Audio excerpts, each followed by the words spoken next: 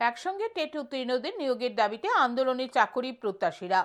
সোমবার ঠান্ডার মধ্যেই তারা শিক্ষা ভবন ঘেরাও করে নিয়োগের দাবি জানান।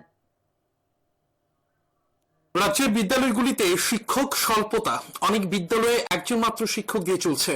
বিভিন্ন জায়গায় শিক্ষকের দাবিতে আন্দোলনে নামতে দেখা যায় পড়ুয়াদের। এই জায়গায় টেট 1 ও টেট 2 উত্তীর্ণ ছেলে মেয়ে বসে থাকলেও তাদের নিয়োগ করা হচ্ছে না। উত্তীর্ণরা টিআরবিটি কর্তৃপক্ষের সঙ্গে এমনকি বুনিয়াদী শিক্ষা দপ্তরে এলেও কোনো সদুত্তর পাচ্ছে না। তাই তারা সোমবার কনকনে ঠান্ডার মধ্যে রাজপথে নামেন। এদিন মিছিল করে চাকরি প্রত্যাশীরা শিক্ষা ভবনের সামনে আসেন। তারা শিক্ষা ভবন ঘেরাও করে দাবি জানান একসঙ্গে নিয়োগের। চাকরি প্রত্যাশীরা জানান টেট 1 ও টেট 2 তে প্রায় 4000-এর উপর খালি পদ রয়েছে। সেই জায়গায় উত্তীর্ণ ছেলে মেয়ে রয়েছে মাত্র 2000-এর কম। অথচ তারা জানতে পারেন কিছু সংখ্যক নিয়োগ করা হতে পারে নতুন বছরে।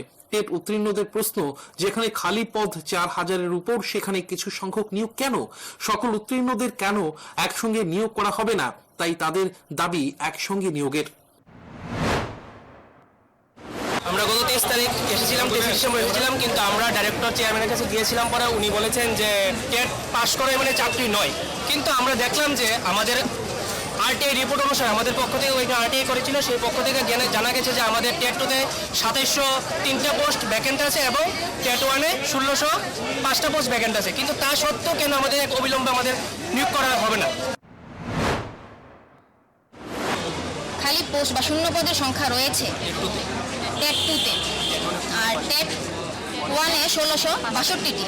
সেইখানে যেন আমাদের টেট 1 টেট 2 মিলিয়ে 2000-এও না পরীক্ষার্থী যারা আমরা কোয়ালিফাইড ক্যান্ডিডেট আমাদের সংখ্যা। আমাদের বিনম্র প্রার্থনা আমাদের মাননীয় শিক্ষামন্ত্রী স্যারের কাছে যেন আমাদের অতি সত্বর একত্রে নিয়োগ দেওয়া হয়। প্রশ্ন হচ্ছে, শূন্যপদ পড়ে থাকলেও কেন সকল টেট উত্তীর্ণদের নিয়োগ করতে দপ্তর গড়িমসি করছে?